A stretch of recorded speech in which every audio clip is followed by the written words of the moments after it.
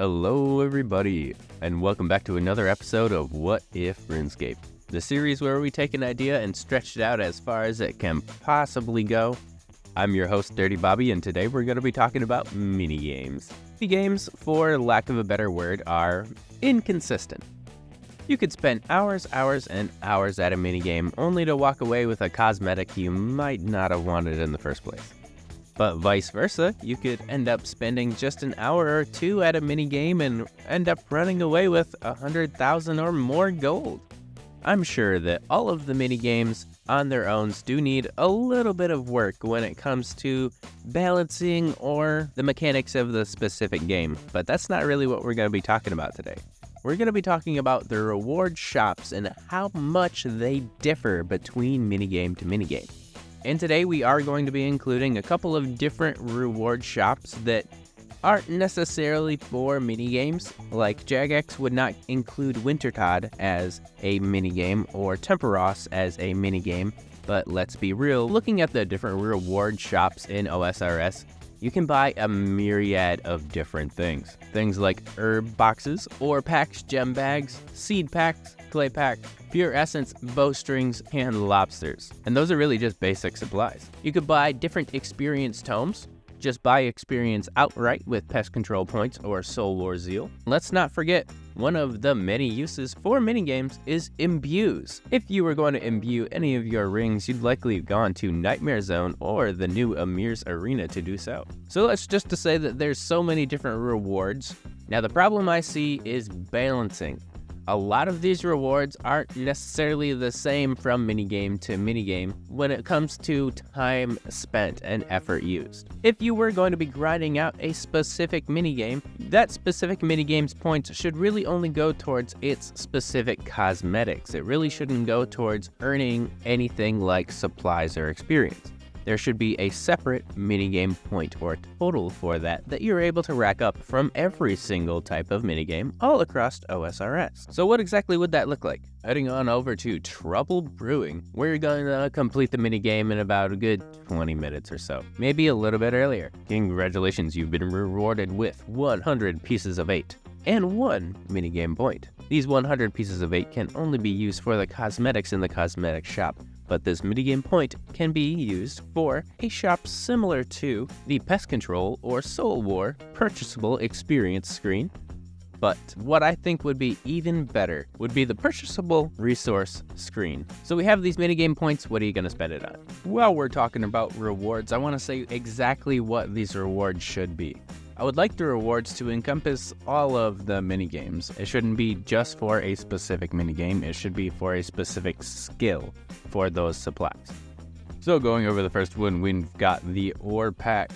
Being able to get volcanic ash, calcite, and phosphite along with a little bit of limestone kind of shows us that it's still a part of the Fossil Island drop table, but having silver all the way down to runite ore would be great for actually utilizing some of this in smithing, or just a great profit if you just happen to get some runite ore.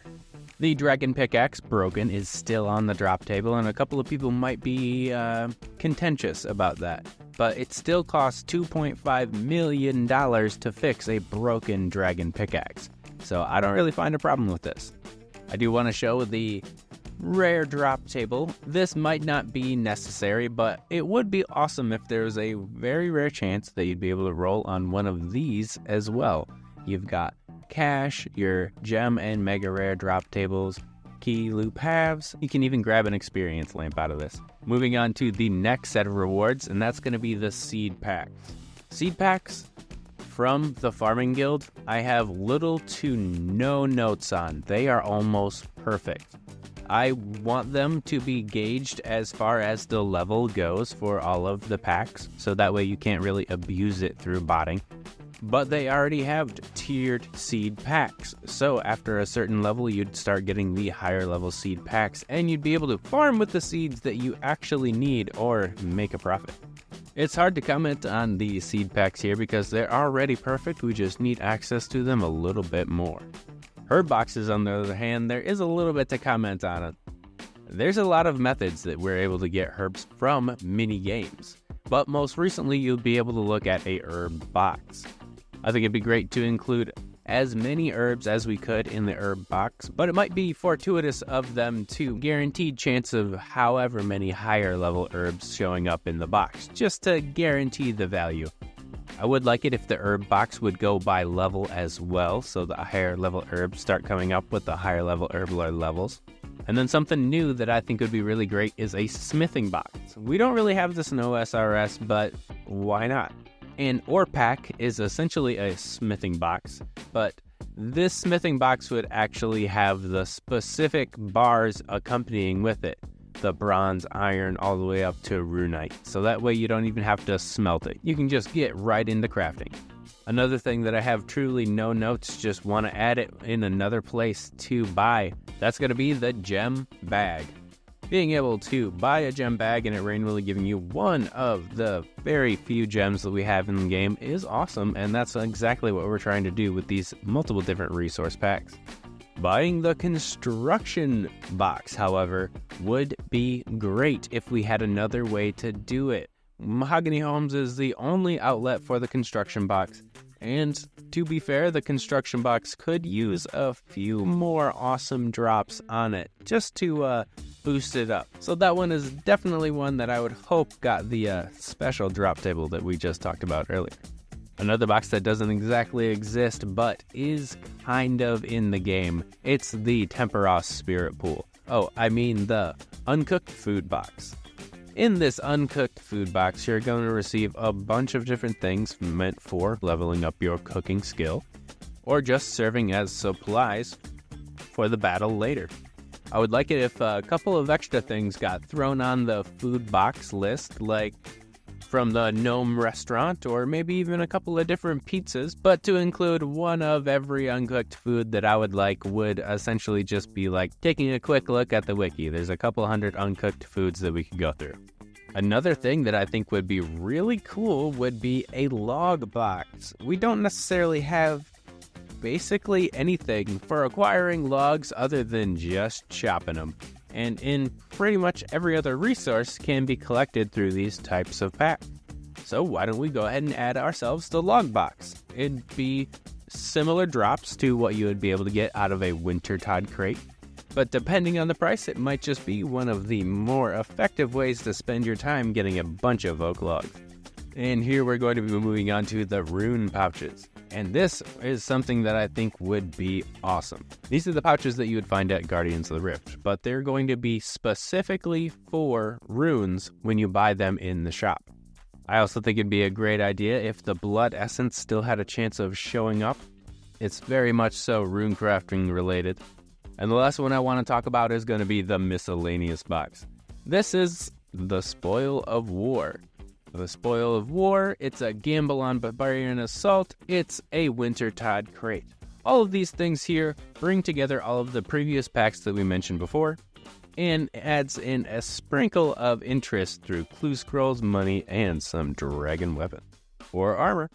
But one thing that I think would be great to do, along with the rest of the packs that we currently have, would be to just plain old sell these packs here. All of the elemental rune packs along with the soft clay and feather packs too. They're already for sale at some of the reward shops, so it might as well just be easy and convenient at the Pack Shack. And that's what I decided to call this pack selling adventure. All of these things are already offered at a bunch of different minigames, and they're a basic box, sack, or pack that can be unloaded for a variety of different supplies. And you wouldn't feel like you had to grind out a minigame that you really don't like just for a specific thing. And to be absolutely honest, if this reward shop was added to every minigame, then this would open up the area-locked Iron Man game substantially. I can't even tell you exactly how many new Iron Men would have to do so many new tasks if we only did this. It would really give the best incentive that you could give to play any minigame just for fun, because you're still going to be earning the same amount of money for any minigame that you complete.